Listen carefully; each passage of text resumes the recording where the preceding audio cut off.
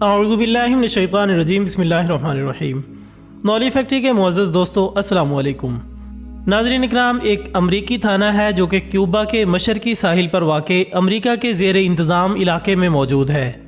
یہاں پر سن 2001 میں امریکہ کی طرف سے افغانستان پر کیے جانے والے حملے کے بعد بہت سے مسلمانوں کو بند رکھا گیا ہے، جبکہ یہاں قید کئی مسلمان افراد کو سن 2001 میں افغانستان پر امریکی حملے کے دوران اغوا کر کے امریکہ کے حوالے کیا،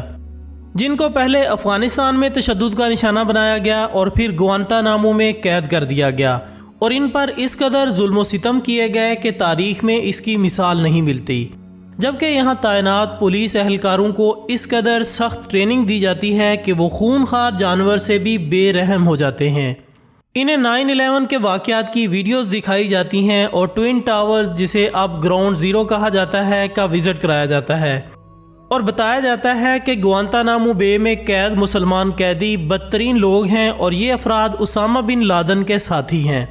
ان میں کوئی بن لادن کا ڈرائیور، کوک اور کوئی اس کا محافظ ہے۔ یہ سب لوگ اس کے وفادار اور امریکہ کے دشمن ہیں، اور یہی افراد 9/11 کے واقعے میں ملوث ہیں۔ اگر انہیں جب کبھی موقع ملا تو یہ آپ کو قتل کرنے سے ذرا بھی گریز نہیں کریں گے، اس لیے ان سے جانوروں سے بھی بدتر سلوک کیا جائے۔ یہی وجہ ہے کہ یہاں قید ہونے والے قیدیوں کو مہینوں چھت سے لٹکا کر رکھا جاتا ہے اور ان پر برف کا پانی ڈالا جاتا ہے۔ لوہے کے اوزاروں سے مسلمانوں کو پیٹا بھی جاتا ہے، یہاں تک کہ ڈرل مشین سے ان کے جسموں میں سوراخ تک کیے جاتے ہیں۔ اس کے باوجود یہ وہ قید خانہ ہے جہاں مسلمانوں کے قیدی ہونے کے باوجود امریکی حکام ان سے ڈرتے ہیں اور خوف کھاتے ہیں، کیونکہ یہاں آئے مسلمان اس قدر بلند حوصلہ اور باہمت ہوتے ہیں کہ وہ امریکہ کے ظلم و ستم کے باوجود پر اعتماد اور اطمینان بھری مسکراہٹ کے ساتھ رہتے ہیں، اور انہی باتوں سے بہت سے دوسرے لوگ یعنی غیر مسلم متاثر ہو کر اسلام تک قبول کر لیتے ہیں، جس کا عام مشاہدہ اس وقت دیکھنے کو ملا جب گوانتانامو جیل کے ایک کیمپ ڈیلٹا میں تعینات 19 سالہ امریکی فوجی ہولڈ بروکس کا سامنا مراکش کے ایک مسلمان قیدی نمبر 590 احمد الرشیدی سے ہوا۔ جی ہاں دوستو، گوانتانامو بے جیل میں تعیناتی کے وقت ہولڈ بروکس اللہ کی وحدانیت پر یقین نہیں رکھتا تھا اور اس قدر گمراہ ہو چکا تھا کہ شیطان کو اپنا خدا مان بیٹھا، جس کا ثبوت اس کے دائیں بازو پر بنا ایک ٹیٹو تھا، جس میں یہ تحریر تھا کہ شیطان کے کہنے پر چلو۔ ناظرین، اس کی ڈیوٹی میں جیل کے مختلف کمروں میں بند قیدیوں پر کڑی نظر رکھنا اور ان کو تفتیش کاروں تک لے کر جانا شامل تھا، جس کی وجہ سے بروکس کو اپنی ڈیوٹی کے دوران ان قیدیوں کے ساتھ ملنے کے کافی مواقع میسر تھے۔ اب چونکہ وہ اپنے باقی ساتھیوں کی نسبت تھوڑا مختلف طبیعت کا تھا، سو ایسے میں اس کی دوستی مراکش کے قیدی احمد الرشیدی سے ہو گئی، جو کہ نہایت عبادت گزار اور اپنے ساتھ موجود قیدیوں کو ہمیشہ اسلام کی تعلیمات سے آگاہ کرتا رہتا تھا۔ پہلے پہل تو اس پر ظلم و ستم کر کے اسے بولنے سے روکا جاتا،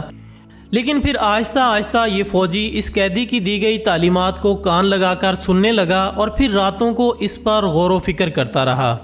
یہاں تک کہ یہ نوبت آ پہنچی کہ جب اس کے دوسرے ساتھی رات کو سونے کے لیے چلے جاتے تو یہ فوجی احمد الرشیدی کے ساتھ سلاخوں سے باہر کھڑے ہو کر گھنٹوں اسلام کے بارے میں آگاہی حاصل کرتا۔ 6 مہینے کے اندر ہی یہ فوجی اسلام کی تعلیمات سے اتنا متاثر ہوا کہ اس کی خواہش پر احمد الرشیدی نے جیل کی سلاخوں سے ایک پرچی اس فوجی کے حوالے کی، جس پر عربی اور رومن انگلش میں درج تھا کہ اللہ کے سوا کوئی معبود نہیں اور حضرت محمد صلی اللہ علیہ وآلہ وسلم اللہ کے رسول ہیں۔ بروکس نے اس کلمے کو ادا کیا اور احمد الرشیدی نے اسے مسلمان ہونے کی مبارکباد دی۔ اس کا نیا نام مصطفیٰ عبداللہ تجویز کیا گیا۔ دونوں نے ایک دوسرے کو گلے لگایا اور یوں بروکس نے اپنے قیدی کے ہاتھوں اسلام قبول کر لیا۔ دوستوں، مصطفیٰ عبداللہ کی آپ بیتی کے مطابق شروع میں اس نے اپنے ساتھیوں سے اپنے مسلمان ہونے کا ذکر نہیں کیا، لہٰذا وہ ساتھیوں سے باتھ روم جانے کا بہانہ بنا کر 5 وقت کی نماز ادا کرتا رہا۔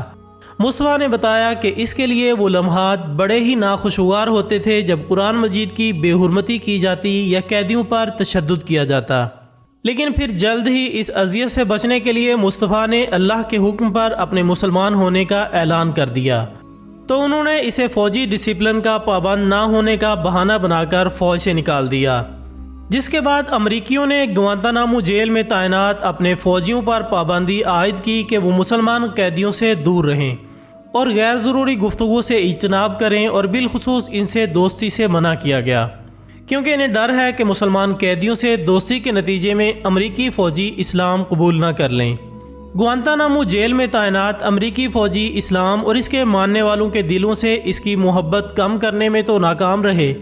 مگر ان کا اپنا فوجی اسلامی تعلیمات سے متاثر ہو کر اور اپنے ساتھیوں کے اسلام کے بارے میں رویے سے متنفر ہو کر مسلمان ہو گیا،